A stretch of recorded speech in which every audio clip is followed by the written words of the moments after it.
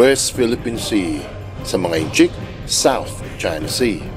Ang karagatang inaangkin ng mga komunista, pinag-aawayan ng ilang bansa sa Asia, pinagtatalunan sa Exclusive Economic Zone.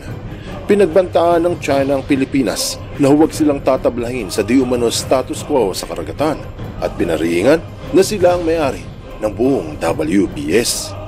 Kung hindi raw tayo yuyuko sa kagustuhan ng mga komunista, gegerahin nila ang Pilipinas. Siguradong magugulat ka sa malalaman mo na pinagbantaan din ng China yung ibang bansa sa Asia na huwag silang magkakamali. Pero nung pumalag yung iba, walang nagawa ang China. Mayroong mga naniniwala at marami din namang naghihinala. Ang tanong, totoo ba?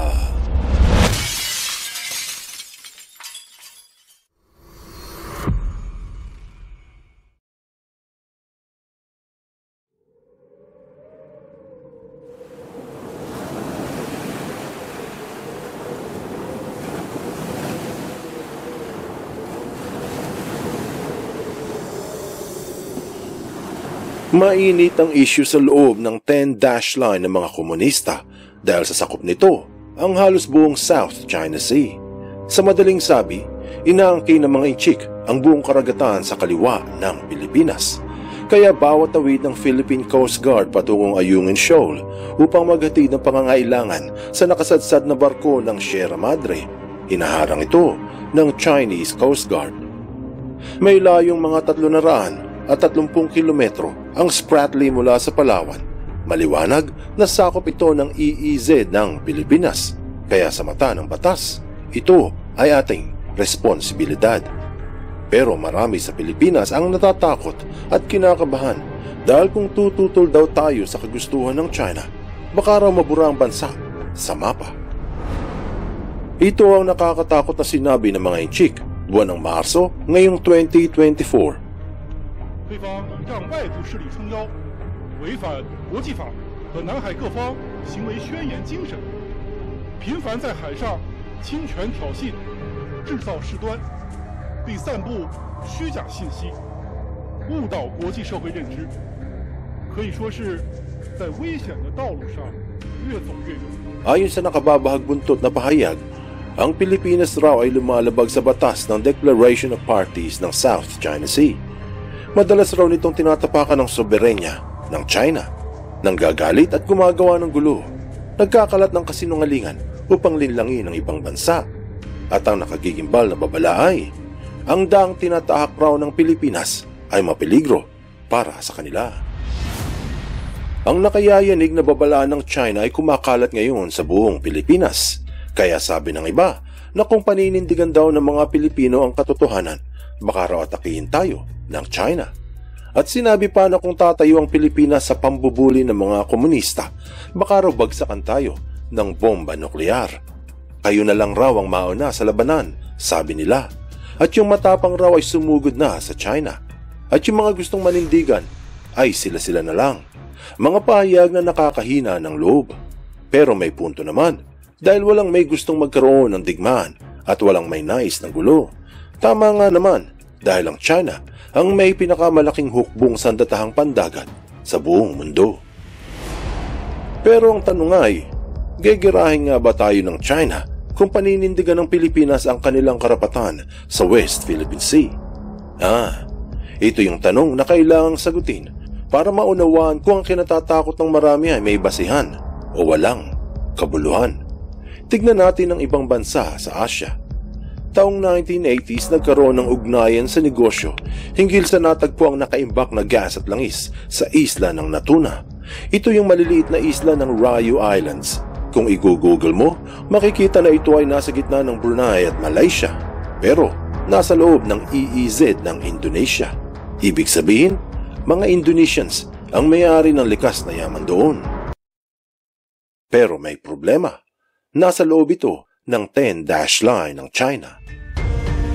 Joining me right now to talk more about the threat of Communist China is the Gatestone Institute Senior Fellow. He is author of The Coming Collapse of China as well as... Kung tututol ang Indonesia sa pang-aangkin ng China, siguradong gigirahin sila. Pero binalita sa Times of Oman noong 2016 na nag-aayos na ang Indonesia na ligirin at siyasatin ng langisan at Tuna Island. Naku po, baka girahin sila ng mga inchik. At heto na nga, matapos ang ilang taon, buwan ng Disyembre 2021, inulat sa Nikkei Asia na sinabihan ng China ang Indonesia na tumigil sa pag-drill ng langis sa mga isla na nasa South China Sea.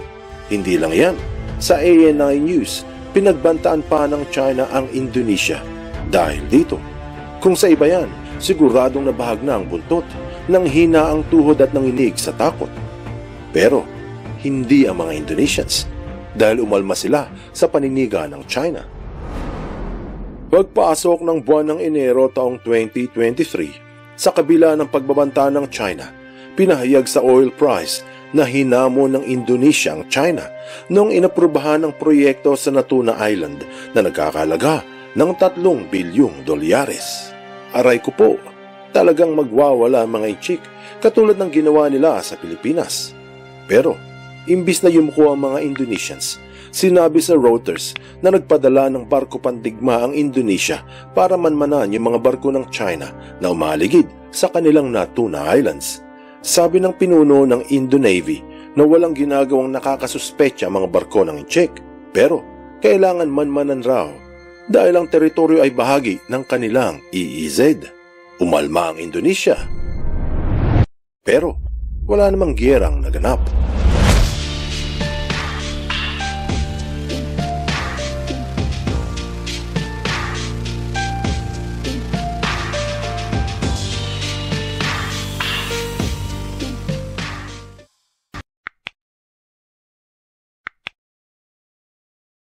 Kailangan bang matakot sa banta ng China?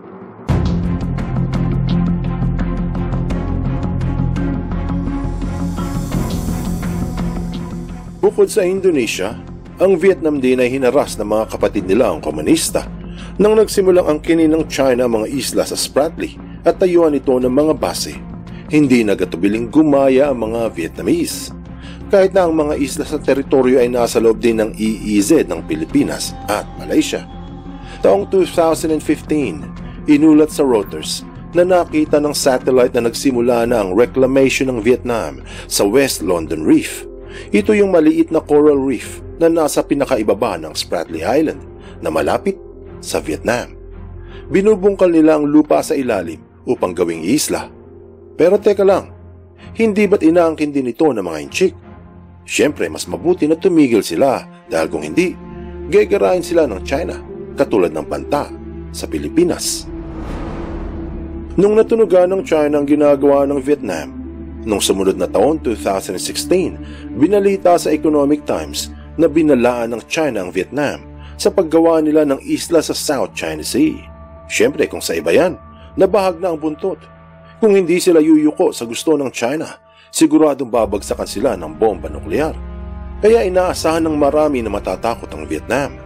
Pero noong Nobyembre taong 2022, sinabi sa ABC News na pinursige palalo ng Vietnam ang karagdagang pagpapalaki ng outpost nito sa Pearson Reef at Sandy Cay sa Spratly.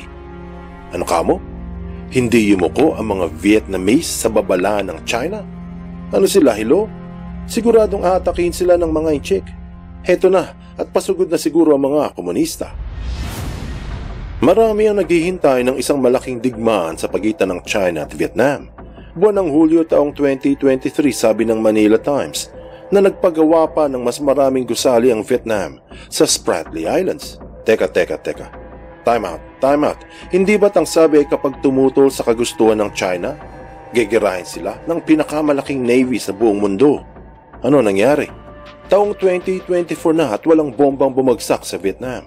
Biruin mo, hindi lamang tumutol ang Vietnamese sa kagustuhan ng mga Chinese. Walang pakundangang nagpatuloy ito sa kanilang paggawa. Malaking dagok sa China. Inangkin yung isla ng mga inchik sa Spratly. Pero walang nagawa ang mga komunista. Sheesh. Taong 2017, nang nabigyan ng kontrata ang kumpanyang Seadrill sa Malaysia para magukay sa South China Sea at sumipsip ng langis. Heto na naman, isa na namang bansa sa Asia napapasok sa South China Sea na pagmamayari daw ng mga Inchik. Siguradong hindi ito papayagan. At kung hindi yuyuko ang Malaysia, walang kaduda-dudang gegerahin sila ng China katulad ng banta sa Pilipinas. Kung hindi bagsakan ng bomba nuklear, sila ay aatakihin ng pinakamalaking navy, kawawang Malaysia. Ang balita ng Energy Voice noong taong 2020, 4 na buwang hinaras ng Beijing ang Petronas at Shell ng Malaysia sa South China Sea.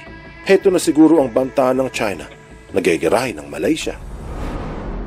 Kung sa iba ito naganap, siguradong tiklop ang buntot, nanghina ang tuhod at nangatog sa takot. Pero hindi ang Malaysia. Dahil makalipas ang ilang taon, 2023, sa daming beses na hinarang ng mga Inchik ang mga barko ng Malaysia, ito ang sinabi sa Reuters na poprotektahan ng Malaysia ang kanilang karapatan sa South China Sea. Pahayag na ikinagalit ng China. Siguradong gegerahin na sila. Malamang ay natakot na ang mga Malaysian. Iyan ang akala nila.